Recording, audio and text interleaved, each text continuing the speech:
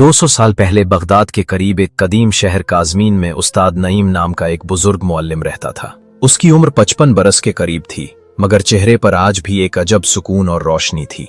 उसके कपड़े सादा, जूते घिसे हुए और बस्ता पर आना था जिसके किनारों से धागे लटक रहे थे। मगर जब वो बस्ता कंधे पर रखता और स्कूल की तरफ चलता तो ऐसा लगता जैसे कोई सिपाही अपने फर्ज की अदायगी के लिए जा रहा हो। नईम का स्कूल दरअसल शहर के किनारे पर एक पुरानी मस्जिद के साथ बना हुआ था, जिसकी दीवारों पर पुरानी ईंटें झांकने लगी थीं। छत से बारिश का पानी टपकता और लकड़ी के बेंचों पर वक्त के निशानात वाज़ेह नजर आते। मगर उन सब के बावजूद उस्ताद नईम रोज सुबह सूरज निकलने से पहले वहां पहुंचता, झाड़ू लगाता, तख्ती साफ करता और बच्चों के लिए चंद खिजूरें लाता ताकि वो भूखे न रहें। वो कई साल पहले शहर के मदरसे में पढ़ाता था, मगर जब बादशाहत बदल गई तो तनख्वाहें बंद हो गईं, उस्तादों को भुला दिया गया। बहुत से लोग शहर छोड़ गए, मगर उस्ताद नईम ने कहा, इल्म बंदे की कमाई नहीं, अल्लाह की अमानत है, इसे छोड़ देना खयानत है। अब वो बगैर उजरत के बच्चों को पढ़ाता था। अक्सर शाम को जब वो वापस लौटता तो उसके हाथ में सिर्फ धूल लगी किताबें होती, मगर दिल में एक सुकून, जैसे किसी खजाने की हिफाजत कराया हो। काज़मीन का वो छोटा सा शहर अपनी कदीम गलियों, तंग बाजारों और मिट्टी की खुशबू से पहचाना जाता था। सुबह के वक्त जब सूरज की करनें दरियाए दिजल्ला के पानी पर चमकती तो पूरा शहर सुनहरी रोशनी में नहा जाता। इन्हीं लम्हों में एक दबला पतला मगर बावकार शख्स लकड़ी के बने दरवाजे से निकलता, कंधे पर पुराना बस्ता, हाथ में छड़ी और चेहरे पर वही दायमी मुस्कुराहट, उस्ताद नईम। लोग उसे देखकर सलाम करते, मगर अक्सर तरस के साथ। कुछ कहने वाले हंसते भी थे, अब छोड़ दो ये पुराना शौक उस्ताद जी, कौन पढ़ता है अब, बच्चे तो बाजारों में काम करते हैं। मगर नईम मुस्कुराकर जवाब देता, अगर एक भी बच्चा पढ़ गया तो यही मेरा इनाम होगा। इसके स्कूल में बमुश्किल 10-12 बच्चे आते थे, कुछ नंगे पांव, कुछ बगैर किताबों के। इनके लिए वो खुद पुरानी तख्तियां तराशता, सियाही खुद बनाता और खजूर के पत्तों से कलम तैयार करता। कभी कभी जब किसी बच्चे का हाथ कांपता तो वो नरमी से कहता, खत नहीं, ख्वाब लिखो बेटा, एक दिन यही तुम्हें बुलंद करेगा। गांव के अमीर लोग उसकी सादगी पर हंसते, मगर गरीब लोग उसे दुआएं देते। कभी किसी के घर से बचा हुआ खाना आ जाता, कभी कोई पुरानी चादर, मगर उस्ताद नईम ने कभी किसी के सामने हाथ नहीं फैलाया। वो कहता, जो इल्म बांटता है वो सवाल नहीं करता, अल्लाह खुद उसके रिज़्क का बंदोबस्त करता है। रात को जब वो अपने छोटे से कमरे में बैठता तो चिराग की मध्यम रोशनी में पुरानी किताबें खोलता। एक पुरानी अलमारी में उसने अपने शागिर्दों के नाम लिखे हुए रजिस्टर रखे थे। कुछ किसके साथ लिखा था ताजिर बना, कुछ के साथ शायर और कुछ के आगे सिर्फ एक सवालिया निशान, पता नहीं कहाँ होंगे आज मेरे बच्चे। वो आहिस्ता से कहता और एक ठंडी सांस लेकर चिराग बुझा देता। वक्त गुजरता रहा, शहर बदला, लोग बदले, मगर उस्ताद नईम न बदला। उसके बाल सफेद हो गए, आवाज भारी हो गई, मगर दिल अब भी रिकंस्ट्रक्ट था। हर सुबह वही फटा बस्ता, वही अज़्म और वही ख्वाब के शायद एक दिन इल्म की रोशनी फिर से उस शहर की गलियों में फैल जाए। एक दिन काज़मीन के उस पुराने शहर में गैर मामूली हलचल मच गई। बाजारों में सफाइयां होने लगीं, दीवारों पर रंगो रोगन किया गया और चौक में बड़ी सी मेहराबी स्टेज तैयार होने लगी। हर तरफ शोर था कि वजीर तालीम खुद यहाँ आने वाले हैं, वो भी बगदाद से।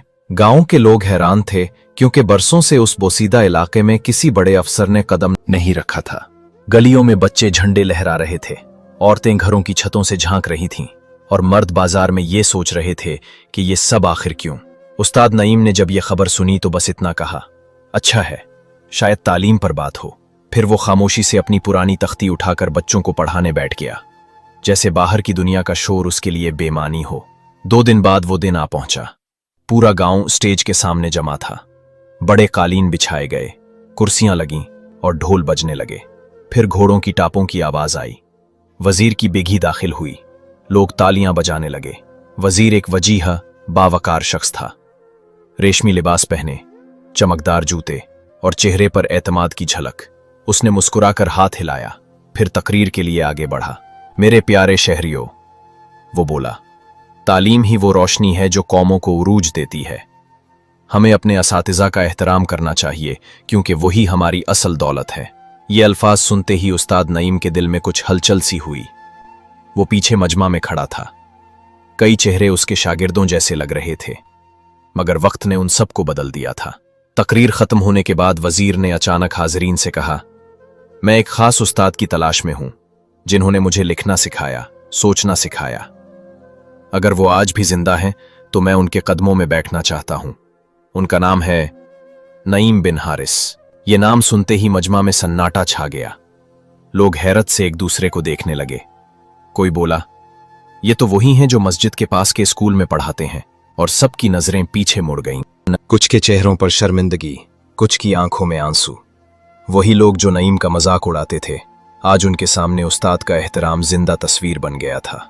उस दिन सूरज जरा देर से डूबा, जैसे बगदाद के आसमान पर इल्म की रोशनी थोड़ी देर और रहना चाहती हो। इस यादगार दिन के बाद पूरे काज़मीन शहर की फजा बदल गई। वजीर तालीम की आंखों से गिरते हुए आंसुओं ने वो काम कर दिखाया जो बरसों की तकरीरें नहीं कर सकी थीं। जिस उस्ताद नईम को कभी लोग बूढ़ा निकमा कहकर बुलाते थे, आज वही उस्ताद पूरे शहर की आंखों का नूर बन गया। वजीर ने मजमा के सामने माइक संभाला और बुलंद आवाज में कहा, आज अगर मैं वजीर बनकर तुम्हारे सामने खड़ा हूं तो ये इस इंसान की कुर्बानियों का नतीजा है। उस्ताद नईम ने मुझे इल्म ही नहीं, इंसानियत भी सिखाई। फिर वो पलटकर उस्ताद के सामने झुका, उनके हाथ चूमे और कहा, यही मेरे लिए सबसे बड़ी डिग्री है। पूरा हुजूम तालियों से गूंज उठा।